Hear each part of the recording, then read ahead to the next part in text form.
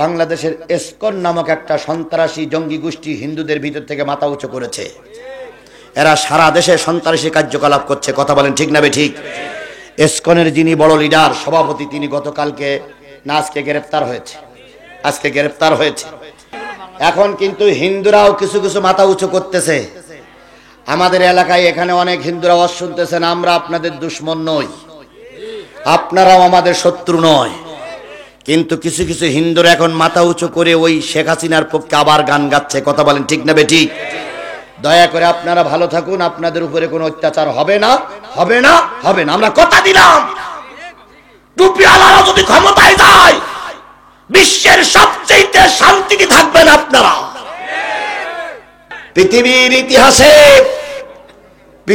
ইতিহাসে এমন কোন নজির নাই যে সন্তানকে বিপদে ফেলাই রেখে মা পালিয়ে যায়।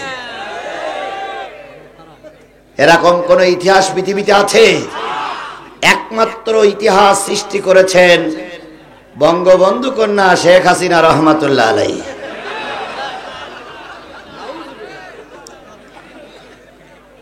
কি আমি কি বাড়াই বললাম? জোরে বলেন, বাড়াই বললাম?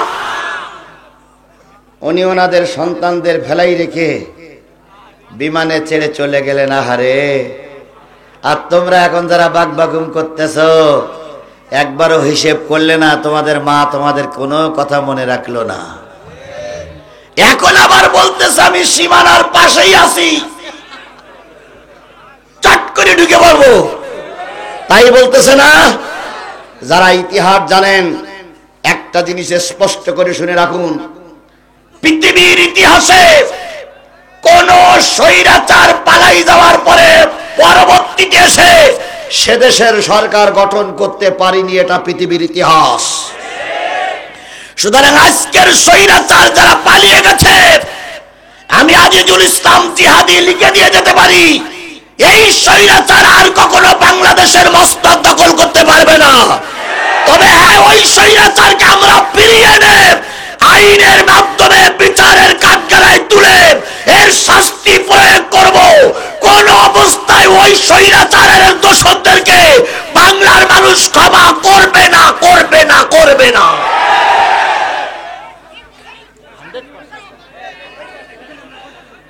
কি হচ্ছে?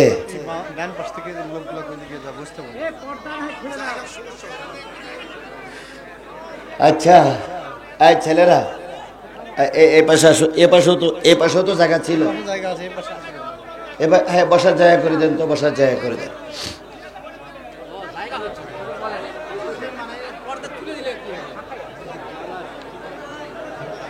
ভাইরা,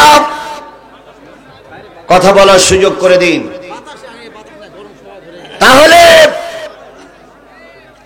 ইতিহাস বলে আর কখনো স্বৈরাচারেরা নতুন করে এসে সরকার গঠন করতে পারেনি। কথা বলেন ঠিক না বেঠিক? আপনাদের কি মনে হয় এই স্বৈরাচারেরা আবার ফিরে আসতে পারবে? জোরে বলেন, তাই মনে হয়? যতই ষড়যন্ত্র করো, বাংলার জনগণ তোমাদের আর মেনে নেবে না। এখন যদি মনে করো চট করে ঢুকে পড়বো, আসো, আমরা জনগণ 3.5 হাত লাঠিতে তেল মাখাইয়ে তোমাদের জন্য অপেক্ষা করছি। তাহলে যে আল্লাহ পাক এই জালেমদের কবল থেকে আমাদের দেশটারে হেফাজত করলেন, জয়পুরহাটের মাটিকে আল্লাহ হেফাজত করলেন, সেই আল্লাহর শুকরিয়া আসতে না জোরে সকলে মিলে বলছি আলহামদুলিল্লাহ। আরেকটু জোরে বলুন তো আলহামদুলিল্লাহ। সর্বকালের সর্বশ্রেষ্ঠ মহামানব, যার আদর্শ বুকে ধারণ করে আমি নিজেকে মুসলিম হিসাবে দাবি করেছি। বলুন তো, আমার মাথার এই টুপিটা কার সুন্নাত? আমার মুখের দাড়িটা কার সুন্নাত? আমার গায়ের জুব্বাটা কার সুন্নাত? রাসূলের অনুসরণ করে আমি নিজেকে মুসলিম বলে দাবি করেছি। সেই নবীজির নাম শোনার পরে যদি কেউ দুরূদ শরীফ না পড়ে, আল্লাহ রসুল বলেছেন এই লোকটা বড় বখিল, বড় কৃপণ। সুতরাং আমরা রসুলের নামে দুরূদ আর সালাম দিয়ে শুরু করছি, সাল্লাল্লাহু আলাইহি ওয়াসাল্লাম। আল্লাহ বলতেছেন, ওমা আরসালনাকা ইল্লা রাহমাতাল লিল আলামিন।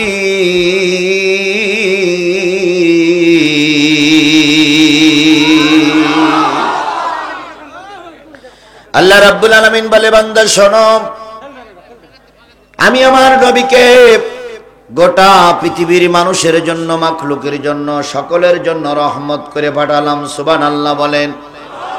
নবী রহমত শুধু কি মুসলমানদের জন্য? নবী রহমত শুধু কি অমুসলিমদের জন্য? নবী রহমত শুধু কি মানুষের জন্য? না না না, পৃথিবীতে সকলের জন্য আমার নবী ছিলেন রহমত। একটা পশুর জন্য রহমত, একটা পাখির জন্য রহমত, মানুষের জন্য রহমত, জিনের জন্য রহমত, অমুসলিমদের জন্য রহমত, ছোটদের জন্য রহমত, বড়দের জন্য রহমত, গোটা পৃথিবীর সকলের জন্য আমার নবী ছিলেন রহমত। সুবহানাল্লাহ বলেন।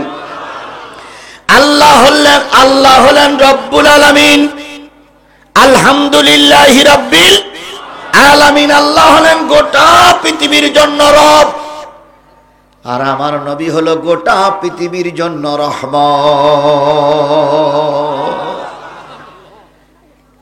যে নবীর চাইতে ভালো মানুষ পৃথিবীতে এখনো কোনোদিন কোনো জায়গায় তৈরি হয়নি। ও আমার জাতি, বলুন তো, ধর্মের কথা বলতে যে সেই নবীকে মার খাওয়া লেগেছে না লাগেনি? ও আমার জাতি, বলুন তো, ধর্মের কথা বলার জন্য আল্লাহ নবীকে দেশ ছাড়া লেগেছে না লাগেনি? ধর্মের কথা বলার কারণে আল্লাহ রসুলকে জেল খাটা লেগেছে না লাগেনি? তাহলে বোঝা গেল নবীর কথা বলতে গেলে তোমার কপালও জেল জুলুম হতে পারে। আমাদের সমাজের কিছু লোক বক্তৃতা দিত, নিশ্চয়ই মতিউর রহমান নিজামী অথবা আল্লামা সাঈদী দোষী, নতুবা জেলে গেল কেন? এরকম বক্তব্য দেওয়ার লোক আমাদের সমাজে ছিল না? ছিল না? আমি ওই হুজুরদেরকে তখনও স্মরণ করাই দিয়েছি, এখনো স্মরণ করাই দিতে চাই। আপনাদের বগলে মনে হয় এখনো চুল উঠিনি, কারণ আপনারা ইসলামের ইতিহাস জানেন না। আপনাদের মতন কিছু গোলালু হুজুরদের কারণে ইসলামের ক্ষতি হচ্ছে। হক কথা বললে রাসূলের যে দশা হয়েছে, তোমার আমার সে দশাই হতে পারে। নবীজিকে জেল খাটেন নাই? শিয়াবে আবু তালেবে 3.5 বছর আমার নবী জেলের ভিতরে ছিলেন। আজকের জেল খাটা মানুষ, আমার আগেই প্রধান অতিথির বিশেষ দূত তিনি বললেন ধারকির মামলায় তিনি জেল খেটেছেন। আপনারা বলেছেন আমরা ধারকির মানুষ, যারা জেল খেটেছেন তারা সবাই জানেন, আমরাও জানি, জেলের ভিতরে খাদ্য পাওয়া যায় না? যায় না? জেলের ভিতরে পানির ব্যবস্থা আছে না নাই? জেলের ভিতরে ফ্যানের ব্যবস্থা আছে না নাই? ও আমার জাতি, আমার নবী যখন জেল খেটেছিল তখন জেলের ভিতরে কিছুই ছিল না। আবু জেহেল বাহিনী খাবার দেয়নি, আবু জেহেল বাহিনী পানি সংগ্রহ করেনি, সরবরাহ করেনি। এমনকি কেউ যদি খাদ্য দেওয়ার জন্য গেছে, তাকে মেরে ধরে জেলখানার গেট থেকে ফিরিয়ে দিয়েছে। নবী এবং তার সাহাবীরা বলেছেন, আমরা জেলখানার ভিতরে মাসের পর মাস কোনো খাদ্য পেতাম না। গাছের বাকলগুলো, ছালগুলো তুলে চিবাইয়ে চিবাইয়ে খেয়েছি। শুকনো চামড়াগুলো চিবাইয়ে চিবাইয়ে নরম করে একটু পানি দিয়ে গিলে ফেলেছি। গাছের পাতা খেয়েছি, ঘাস খেয়েছি। 7 দিন 8 দিন পর্যন্ত আমাদের কোনো পেশাব হতো না।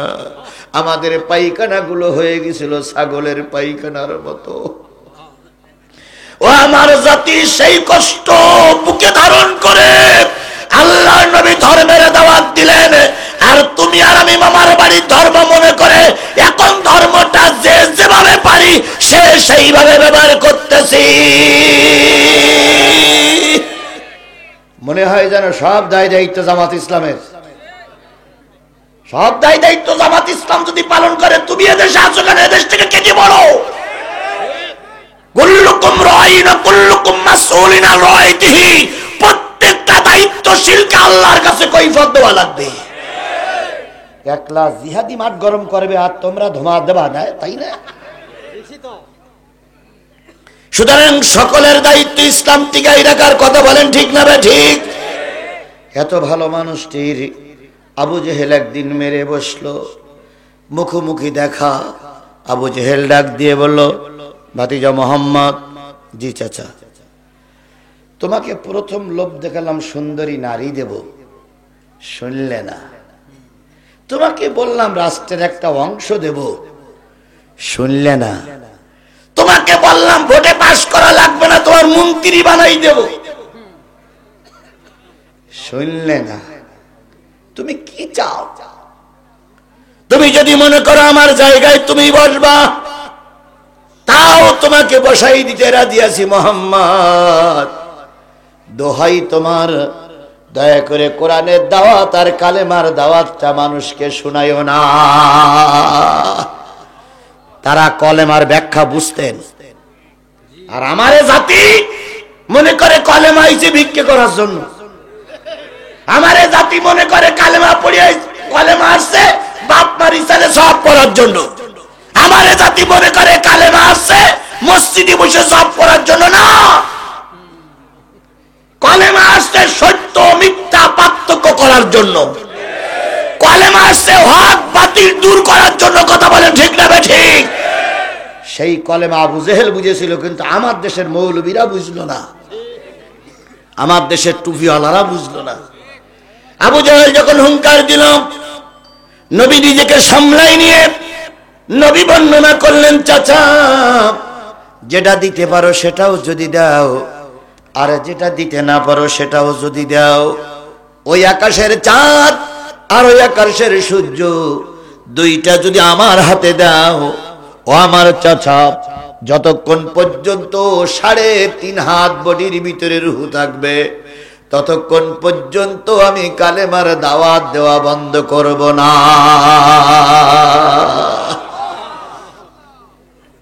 আর সেই কালেমার দাওয়াত দিয়ে আমরা কেউ মেসওয়াক করার সুন্নতের বর্ণনা করতেছি, কেউ বা 3.5 হাত ভরি রতাচ্ছি, কেউ বা মাথায় পাগড়ি পরে কলেমার কথা বলতেছি। নবী কালেমার হক কথার দাওয়াত দিতে যে আবু জেহেলের রোশনালে পড়লো, আর তুমি আর আমি কালেমার দাওয়াত দিতে যে বিরিয়ানি খাই। তুমি মেসওয়াক করা ফজিলত তো জানো, খাওয়ার শেষে মিষ্টি মুখের হাদিসটাও মানো। তুমি মেসওয়াক করা ফজিলত তো জানো, খাওয়ার শেষে মিষ্টি মুখের হাদিসটাও মানো। শুধু হক কথাটা উচ্চ স্বরে বলতে পারো না, অন্যায় দেখে বারুদ হয়ে জ্বলতে পারো না। কেমন মুসলমান তুমি একটু ভাবো, কেমন তোমার ঈমান একটু বলো না। তুমি যেই কালেমার দাওয়াত দিলে হাদিয়া তোহফা মেলে, দেখো সেই কালেমার দাওয়াত দিয়ে কত জনাজি জেলে। তুমি যেই কোরআনে রস করিলে বুকেতে নেই তুলে, দেখো সেই কোরআনের ব্যাখ্যা লিখে কেউ ফাঁসিতে ঝোলে। তুমি ভাঙনের খেলা খেলতে জানো, গড়তে জানো না, অন্যায় দেখে বারুদ হয়ে জ্বলতে পারো না। কেমন মুসলমান তুমি একটু বলো না, কেমন তোমার ঈমান একটু ভাবো না। আবু জেহেল অনেকক্ষণ ধরে উপদেশ দিলেন।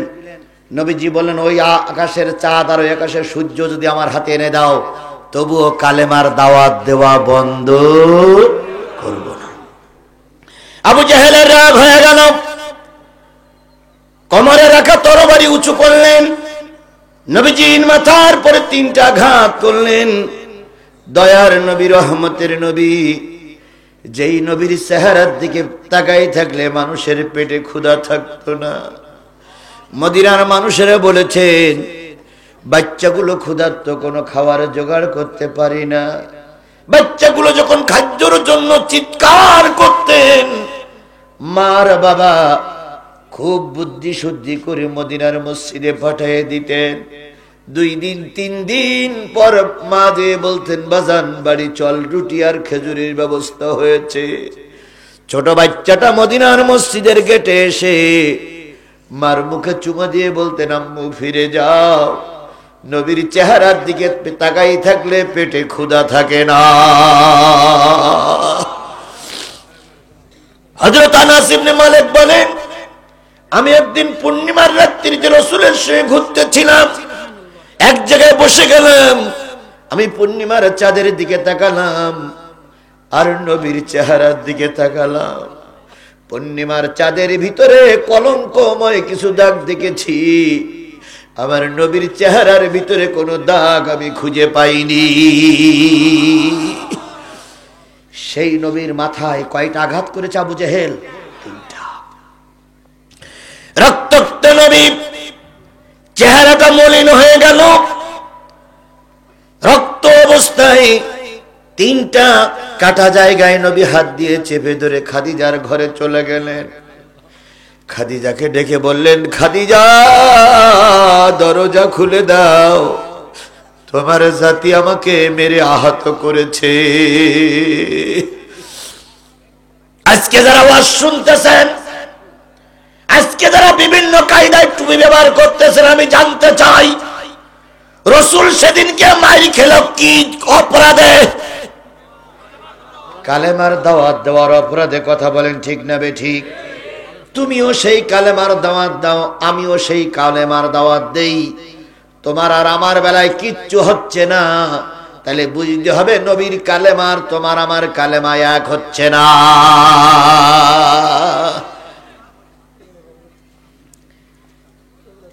আমার ভাইরা, নবীজি পিটান খেয়ে বাড়ি গেলেন। খাদিজা বেরিয়ে এসে রক্তগুলো মুছে দিলেন আর বললেন, ভাতিজা মোহাম্মদ, স্পষ্ট করে বলি, তোমার এই রক্ত একদিন এই দেশেতে বিস্ফোরিত ঘটবে, বিস্ফোরিত হবে। তোমার এই রক্তের পরে একদিন ইমানের কালেমা উড্ডীন হবে।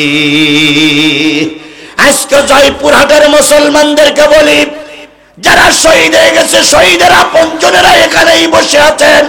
আমি স্পষ্ট আমার অন্তর চক্ষু দিয়ে দেখতে পাচ্ছি, আল্লাহর কসম, এই রক্ত একদিন বাংলার জমিনে কথা বলবে। আমার জমিন আজও কালো কোরআনের জমিন হয়ে যাবে।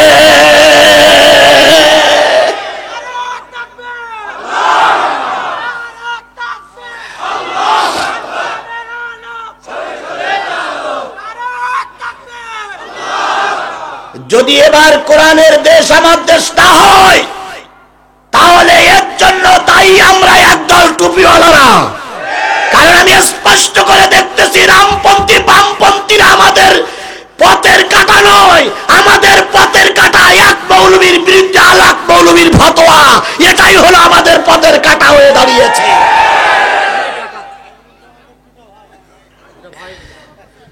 কারণ নাম ধরে কোনো কথা না বলাই ভালো। জাতি ভালোই বোঝে কোনটা খারাপ আর কোনটা ভালো। জাতি আর আগের মতন পাগল নেই। কথা বলেন, কথা বলেন। তবে আমি আপনাদের পায়ে দুটো ধরে অনুরোধ করে বলে গেলাম, ভাই, 52.5টা বছর কোরআন প্রতিষ্ঠা করার জন্য আমরা কাজ করেছি। অগণিত নেতাকে ফাঁসির কাস্টে ঝুলতে দেখেছি, অগণিত জামাত শিবিরের বিএনপির কর্মীদেরকে রাজপথে গুলি হয়ে লাশ পড়তে দেখেছি। আবু সাইদির মতন ছেলে 2 হাত উঁচু করে গুলি খেতে দেখেছি। 52.5টা বছর মামলা খেয়েছি, জেলে গেছি, ঘর বাড়ি ছেড়েছি, ঘর বাড়ি ভেঙে দিয়েছে। 52 বছর পরে আমরা উপলব্ধি করছি, আল্লাহ যদি সবকিছু ঠিক রাখে, আর যদি ভোটে কোনো কারচুপি হওয়ার সম্ভাবনা নয়, যদি না হয়, আগামী সংসদ হবে কোরআনের সংসদ, আগামী দেশ হবে কোরআনের দেশ, আগামী এই গণভবন হবে কোরআনের গণভবন, কোরআনের গণভবন।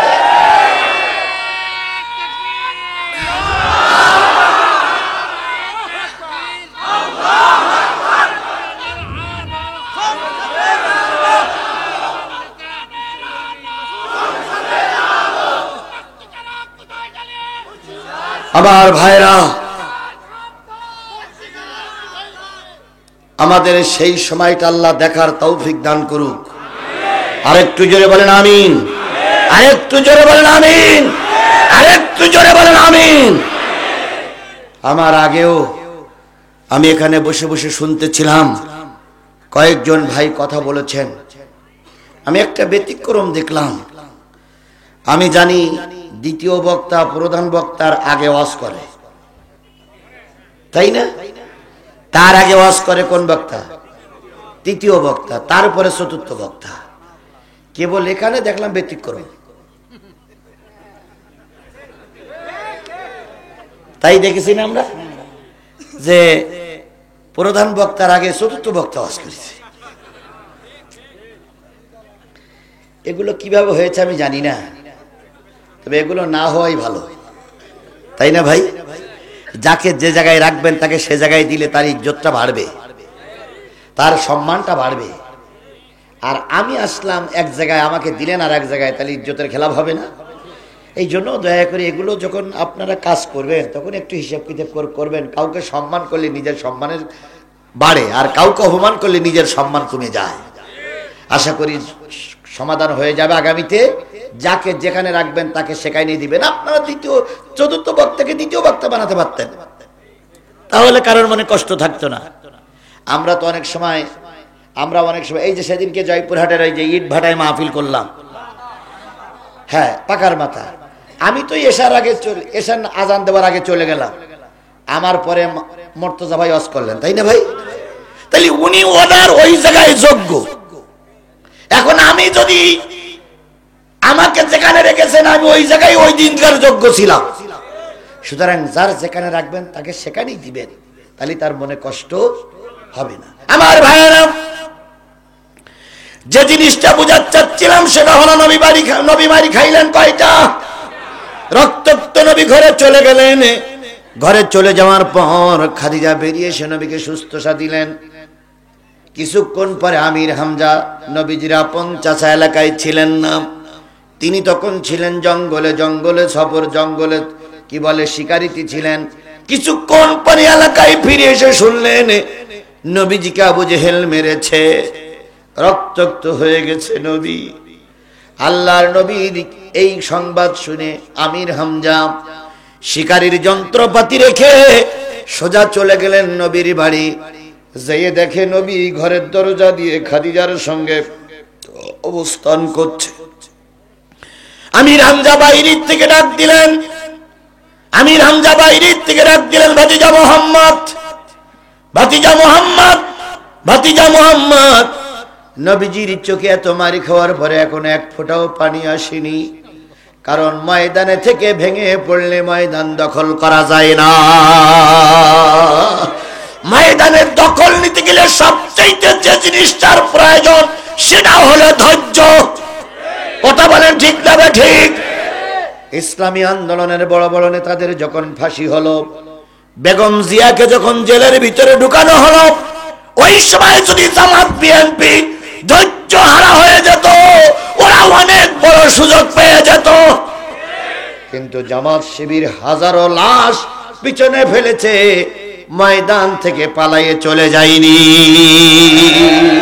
এই জন্য এখন আল্লাহ পাক তাদের ইজ্জত বাড়িয়ে দিয়েছে।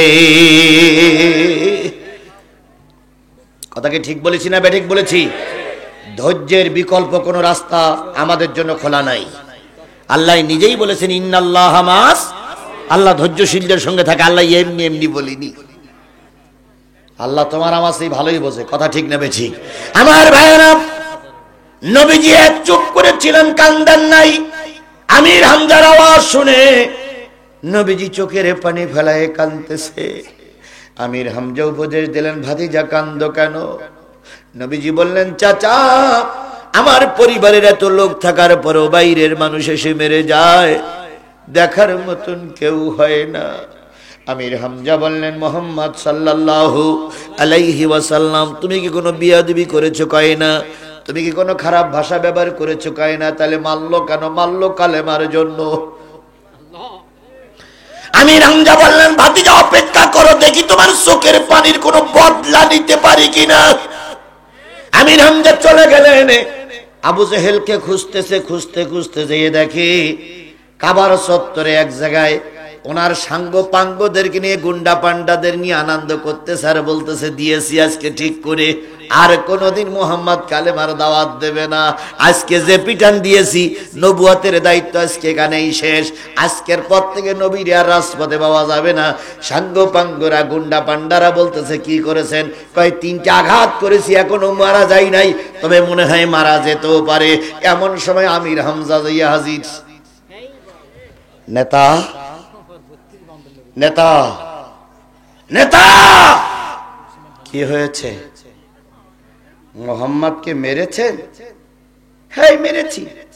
কেন? কয়, আমাদের মতন চলে না, আমাদের কথা শোনে না। কতবার বলেছি কালেমা দাওয়াত দিয়ে রাস্তায় নামবা না, শোনে না। আমির হামজা বলতেছে, তাই পরে থেকে মারতে হবে? কয়, না মারলি তো সংশোধন হচ্ছে না, না মারলি সংশোধন হচ্ছে না। একটা নিরপরাধ মানুষকে মারবেন আপনি, আর জাতি বসে বসে তামাশা দেখবে। আবু জেহেল বলতেছে, আমি না ক্ষমতায়, আমার বিরুদ্ধে কথা বলার মতন এদেশে কেউ নাই। একথা আবু জেহেল যেভাবেই বলেছিল, শেখ হাসিনা ওইভাবেই কথা বলেছিল। শেখ হাসিনা বলেছিল, আমার বিরুদ্ধে মোকাবেলা করার মতন বাংলাদেশে কেউ। আর কাউয়া কাদের তো প্রায় বলতেন, খেলা হবে, খেলা হবে, খেলা হবে। খেলার জন্য আমরা তখনও রাস্তায় ছিলাম, কথা বলেন ঠিক না বেঠিক? এখনো আমরা খেলার জন্য ময়দানে আছি, কিন্তু দুঃখের বিষয় সেই সমস্ত খেলোয়াড়রা আর ময়দানে নাই। কথা কি বাড়াই বললাম না ঠিক বললাম? ভালো হয়ে যাও, ভালো হয়ে যাও মাসুদ, তুমি এ কথা কে বলবে আর? পালিয়ে গেছে কাউয়া কাদের, কেউ জানে না খবর তার। ভালো হয়ে যা।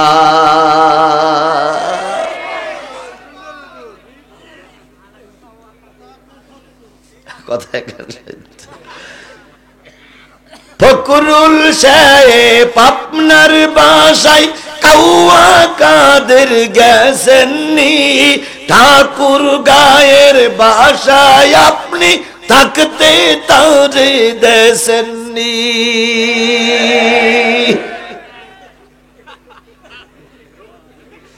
ফকরুল সাহেব আপনার বাসায় কাউয়া কাদের গেছেননি, ঠাকুর গায়ের বাসায় আপনি থাকতে তারে দেশেননি। তার সাথে যে হিসাব বাকি, হায় হায়, তার সাথে যে হিসাব বাকি আছে কোটি জনতার। পালিয়ে গেছে কাউয়া কাদের, কেউ জানে না।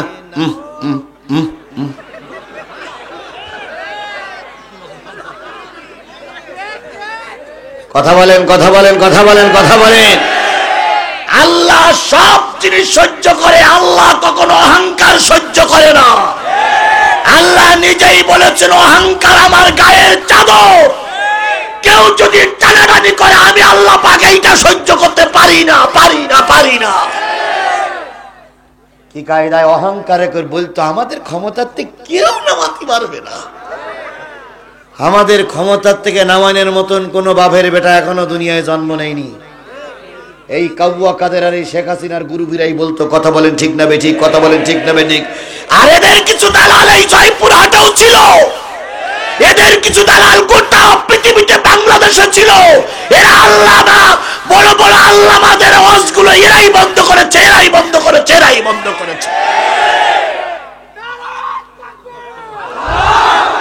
কি কায়দায় বলতেন, কি কায়দায় বলতেন জিহাদিরে জয়পুরহাটে ঢুকতে দেওয়া হবে না। আপনি পেতাত্তা কোথায় আছেন? আমি জিহাদি জয়পুরহাটে এসেছি, আপনি পাল্লি ঠেকান। আমরা ছিলাম, আমরাই আছি, কথা বলেন ঠিক না ঠিক? ধারকির মামলার পরও আমি জয়পুরহাটের আনাচে কানাচে মাহফিল করেছি, হাজারো বাধা উপেক্ষা করে জয়পুরহাটে মাহফিল চালিয়ে গেছি। তোমরা এক ধাক্কায় পালিয়ে গেলে কেন দুলাভাই?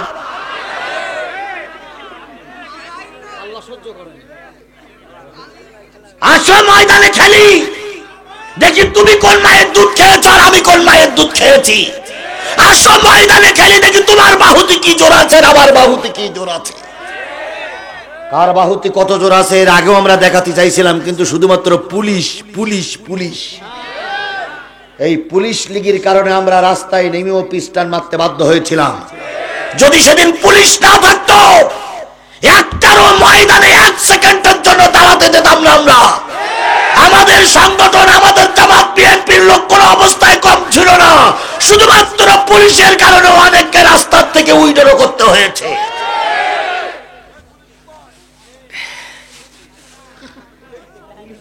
আল্লাহ আমাদের হেফাজত করুক, আরো জোরে বলেন আমিন। আল্লাহ নবী কাঁদতেছেন আমির হামজা আবু জেহেলের সামনে। আবু জেহেল কয়, তুমি মনে হচ্ছে প্রতিশোধ নিতে এসেছো। আমির হামজা বলতেছে, ধরে নেন তাই। আবু জেহেল বলতেছে, মোহাম্মদের কয়টা দিছি? 3টা। তুমি যদি মোহাম্মদের পক্ষে কথা বলো, কাজ করো, তাহলে তোমারও কিন্তু ওই পরিণাম অপেক্ষা করতেছে। আমির হামজা বলতেছে, নেতা আপনি আমির হামজার বাহ্যিক রূপ দেখেছেন, ভিতরের রূপ দেখেন নাই। আপনি এবার তৈরি হন, যে কটা মেরেছেন তার কাউন্টারের জন্য। আবু জেহেল বলতে, আমি বলো ক্ষমতায়। আমির হামজা বলতেছে, গোনার সময় নাই, তৈরি হন। আমির হামজা তরবারি বের করে 3টা আঘাত করলেন আবু জেহেলের মাথায়। কথায় বলে শক্তর ভক্ত। আঘাত করার পরে আবু জেহেলের মাথা দিয়ে ফিনকে যখন রক্ত বাহির হচ্ছে, নেতারা তখন বলতেছে, নেতা প্রতিশোধ দেব। আবু জেহেল বলতেছে, কথা বলিস না। আমির হামজার চোখ কিন্তু লাল টকটকে হয়ে গেছে। কথা বললি এখন মারতেছে, হয়তো উল্টো পিঠ দিয়ে, এক্ষুনি হয়তো সোজা পিঠ দিয়ে কষাকষি শুরু করবে। ও সেই জাতি দে। আমার আলোচনার বিষয় নবী হলেন রহমত। আমির হামজা 3টা আঘাত করে নবীজির বাড়ির সামনে এসে বলতেছে, মোহাম্মদ দরজা খোলো, মারির প্রতিশোধ নিয়ে এসেছি। নবীজি দরজা খুলে দিলেন। আমির হামজা আপাত মস্তক সব বর্ণনা করলেন নবীজির মুখে একটু আনন্দের ছাপ দেখার জন্য। নবীজি বললেন, চাচা রক্তের এটানে আপনি আবু জেহেলকে মেরেছেন, হিসেবে আমার খুশি হওয়ার দরকার ছিল, কিন্তু আমি খুশি হতে পারলাম না। আমি খুশি হতে পারিনি। আবু জেহেলের রক্ত ঝরেছে, এর জন্য আমি খুশি হতে পারিনি। আমির হামজা বললেন, ভাতিজা তোমার চোখের পানি আমি দেখতে চাই না, তুমি কি হলে খুশি হবে? নবীজি বললেন, চাচা যদি আপনার জবানে শুনতাম লা ইলাহা ইল্লাল্লাহু মুহাম্মাদুর রাসূলুল্লাহ, তাহলে আপনার ভাতিজা মোহাম্মদ খুশি হয়ে যেত। আমির হামজা তরবারি নিচে রেখে বলতেছে, ভাতিজা আমি শপথ নিয়েছি তোমার মুখে কোনো, তোমার চেহারায় কোনো দুঃখের রেশ রাখবো না। খাদিজা সাক্ষী, তুমি সাক্ষী, আর তোমার আর আমার রব আল্লাহ সাক্ষী। তোমার সামনে দাঁড়িয়ে আমি ইমানের কালেমা পড়ে মুসলমান হয়ে গেলাম। ও আমার জাতি, ও আমার বন্ধু, আবু জেহেলকে মেরে আমির হামজা আবু জেহেল নবীর সামনে এসেছে। এতে কি নবীজি খুশি হয়েছেন? জোরে বলেন, খুশি হয়েছেন। তাহলে এই জিনিস থেকে এইটাই প্রতীয়মান হয় যে ইসলাম প্রতিশোধে বিশ্বাস করে না। আমরা জয়পুরহাটের এই হাজারো জনতা স্পষ্ট করে বলছি, আমরাও প্রতিশোধে বিশ্বাসী নই। যদি প্রতিশোধে বিশ্বাস করতাম, একটা আওয়ামী লীগের নেতা কর্মী রাস্তায় ঘুরতে পারত না। আমরা যদি প্রতিশোধে বিশ্বাস করতাম, একটা আওয়ামী লীগের নেতা কর্মী বউ ছেলে মেয়ে নিয়ে ঘরে ঘুমাতে পারত না।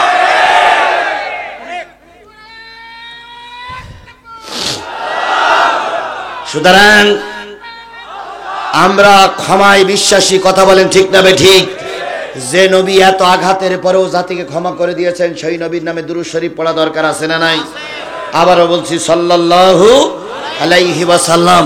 বন্ধুগণ, অনেক দিন পরে মাঝে মাঝে দেখা হচ্ছে। আমি তাফসীরুল কোরআন মাহফিলে আজকে সূরা নেসার একটা আয়াতের পরে তাফসীর করতেছি, এখন শুরু করব। যতক্ষণ সময় লাগে আপনারা কি আমার সঙ্গে থাকবেন? সবাই থাকবেন? ভাই শোনেন, আমি আর একটা দোষ হচ্ছে, যদি কেউ না থাকেন এখনই চলে যান। যদি কেউ না থাকেন এখনই চলে যান, আমার দুঃখ নেই। কিন্তু থাকলে কিন্তু শেষ মোনাজাত পর্যন্ত থাকা লাগবে। ওই যে অর্ধেক হবে আর টুপটাপ করে উঠবেন, তা হবে না। এখনই চলে যান, দেখি কোন শয়তানের দালাল গুলো যায়।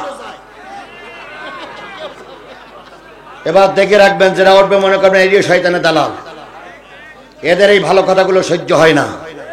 সুতরাং আমরা শেষ মোনাজাত করে যাব ইনশাআল্লাহ। আল্লাহ আমাদের সবাইকে শেষ পর্যন্ত কবুল করুক।